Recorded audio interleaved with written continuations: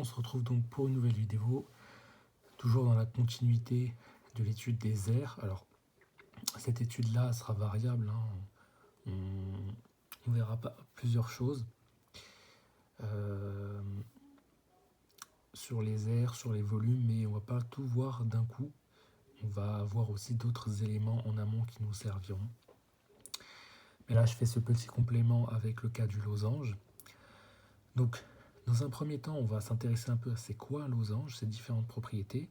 D'ailleurs, ces différentes propriétés, on les justifiera notamment dans la vidéo sur les parallélogrammes, qu'on fera logiquement après celle sur la symétrie. Et entre autres, on fera aussi les angles.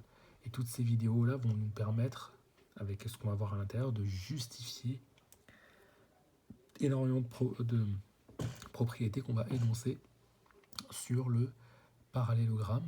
Et donc on va partir sur le losange et on va partir de ces propriétés qui caractérisent le losange pour pouvoir les utiliser. C'est-à-dire finalement c'est quoi un losange? Un losange c'est une figure à 4 côtés qui a ces 4 côtés qui sont de même longueur. C'est d'ailleurs pour ça que le périmètre du losange finalement est le même que celui du carré. Là où le losange diffère du carré, c'est dans le fait que le carré admet des angles droits en chacun de ses points, ce qui n'est pas le cas pour le losange. Le losange admet des diagonales. Donc, c'est quoi une diagonale? C'est une droite qui relie deux points opposés d'une figure. Donc là, on en a une ici, on en a une ici, on a donc deux diagonales. C'est les diagonales de ce genre de figures-là qui sont ce qu'on appelle des parallélogrammes, c'est-à-dire des figures à 4 côtés dont les côtés opposés sont parallèles et de même longueur. Généralement sur les parallélogrammes, on trouve toujours ce truc des diagonales qui se rejoignent en un point. Ici, pas n'importe quel point en fait, c'est pas en n'importe quel point qui se rejoignent, elles se rejoignent en un point qui est le milieu de la figure. Ça c'est une chose. Ce qu'on va voir ici, qu'on démontrera entre autres avec les angles, quand on étudiera les angles, c'est que les diagonales sont perpendiculaires entre elles, en tout cas dans le losange. Dans le losange, elles sont perpendiculaires entre elles. Très bien, donc ceci étant dit, connaissant maintenant le losange, on va pouvoir utiliser ces propriétés et essayer de les utiliser de sorte à pouvoir déduire une formule pour calculer l'aire du losange. Pour ça, on va prendre un losange ABCD. On va faire apparaître le point du milieu qui est le point E. C'est à la fois le milieu de la figure et le milieu de chacune des diagonales. C'est donc une propriété du losange. Donc si E est le milieu de AC, c'est-à-dire que AE est égal à EC. Ce qui est logique. Si AC ça vaut 4 cm et que E est au milieu, c'est-à-dire que pour aller de A à E, il faut faire 2 cm. Et pour aller de E à C, il faut faire les 2 cm restants. On voit bien que EC égale 2 cm, pareil pour AE. Et je pourrais prendre pour n'importe quel cas de figure, on aura toujours que si E c'est le milieu de AC, c'est-à-dire que AE sera forcément égal à EC. E c'est aussi le milieu de BD, donc BE est forcément égal à ED. C'est ce que je note ici. ED, DE, appelez ça comme vous voulez, pour l'instant on ne s'occupe pas de ces détails d'ordre.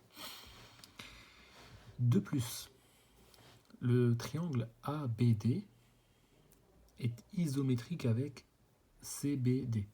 Alors l'isométrie, on parlera en détail de l'isométrie une fois on sera intéressé à la trigonométrie, parce que la trigonométrie nous permettra ensuite de démontrer certaines propriétés des triangles isométriques. Mais une des propriétés qui font que des triangles sont dits isométriques, ça c'est ce qu'on verra plus spécifiquement dans la symétrie. Deux triangles sont isométriques si on peut superposer l'un sur l'autre. C'est-à-dire que je prends un triangle, je le place sur l'autre et on voit aucune différence. C'est un peu comme un effet miroir où si mes deux mains sont isométriques, quand je ferme l'une sur l'autre, on ne voit pas de différence. Vous voyez, c'est comme s'il n'y avait qu'une seule main. Si j'avais une main ici qui est plus grosse, ce ne serait pas isométrique. Bon, et qu'est-ce qui justifie que ces triangles sont isométriques? Tout simplement que leurs trois côtés homologues sont de même mesure.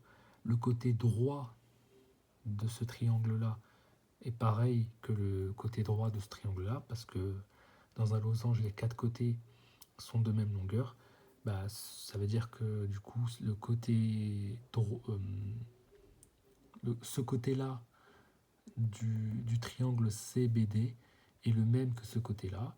Et puis le BD correspond à un côté qui est commun à ABD et à CBD. Donc finalement, on voit que en fait, le triangle CBD et le triangle ABD ont trois longueurs homologues de même mesure. C'est forcément que ce sont ces deux triangles qui sont les mêmes en fait. Ce sont les mêmes triangles. Parce que leurs trois longueurs homologues, leurs trois côtés homologues sont de même mesure. Leurs trois côtés homologues sont de même mesure. Donc on dit qu'ils sont isométriques. À cela s'ajoute le fait qu'on ait quatre triangles rectangles. Pourquoi on a quatre triangles rectangles? Rappelez-vous, on a dit que les diagonales sont perpendiculaires. Ça veut dire que là, si c'est perpendiculaire, c'est que j'ai un angle droit ici. C'est que j'ai aussi un angle droit là aussi, et là aussi, vu que c'est perpendiculaire.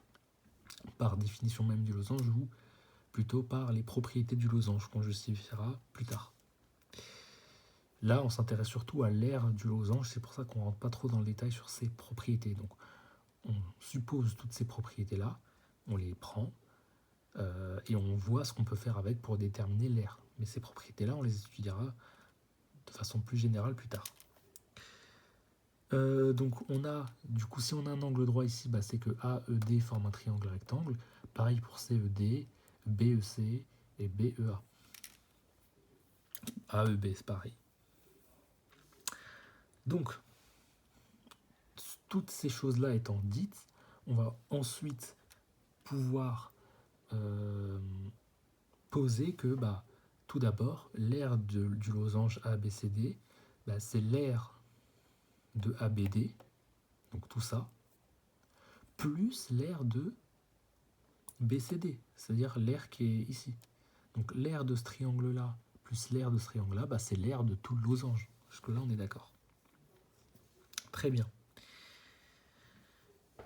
Mais comme ABD est égal à BCD, je peux remplacer BCD par ABD, c'est la même aire. Donc je transforme cette égalité-là en R de ABCD est égal à R de ABD plus R de ABD. Puisque ça est égal à ça, je vais remplacer ça par ceci, je me retrouve avec ceci. J'ai donc que l'aire de ABCD est égal à 2 fois l'aire de ABD. Donc R de ABD plus R de ABD, c'est 2 fois l'aire de ABD. ABD. Alors, ABD, qu'est-ce que c'est? On l'a ici. On a démontré dans une vidéo précédente que pour n'importe quel triangle, son aire correspondait à 1/2 de la base fois la hauteur. Donc la base de ABD, c'est BD. Sa hauteur, c'est AE. Donc c'est ce qu'on fait apparaître ici. Sauf que AE, c'est la moitié de AC. On en avait déjà parlé.